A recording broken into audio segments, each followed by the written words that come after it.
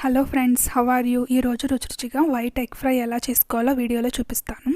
ముందుగా 5 ఎగ్స్ తీసుకొని ఇలాగా వైట్ ఎగ్ మాత్రమే బౌల్లో సపరేట్గా తీసుకోవాలి. ఎల్లో ఎగ్ యాడ్ చేయలేదు, ఓన్లీ వైట్ ఎగ్ మాత్రమే తీసుకోవాలి. తర్వాత స్టవ్ మీద ప్యాన్ పెట్టుకొని ఒక 2 స్పూన్స్ ఆయిల్ వేసుకొని half onion, 1 green chilli add చేసుకొని లైట్గా ఫ్రై చేసుకోవాలి.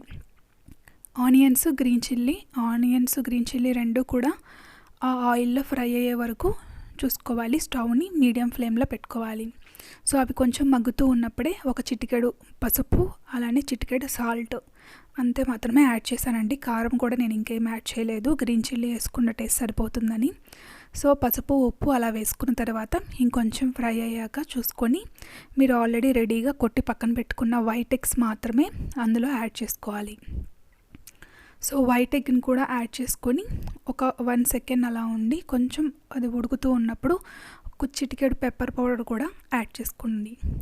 సో ఆ తర్వాత లైట్గా మీకు ఎలా కావాలంటే అలాగా, ఆమ్లెట్లా కావాలంటే ఆమ్లెట్లా వేసుకోవచ్చు, లేదు ఫ్రైలా కావాలంటే ఫ్రైలా కూడా ఏ విధంగా ఫ్రై చేసుకోవచ్చు. సో వైట్ ఎగ్ దాదాపు కొంతమంది అట్లా డైరెక్ట్గా తినలేరు కాబట్టి కొంచెం ఫ్రై చేసుకొని కూడా తినచ్చు. సో ఈ విధంగా లైట్గా రోస్ట్ చేసుకోవాలి, మాడిపోకుండా మధ్య మధ్యలో తిప్పుకుంటూ ఉండాలి. మంచి నాన్ స్టిక్ ఫ్యాన్ అయితే అది త్వరగా స్టిక్ అవ్వదు. సో ఈ ప్యాన్లో కొంచెం స్టిక్ అవుతూ ఉంది.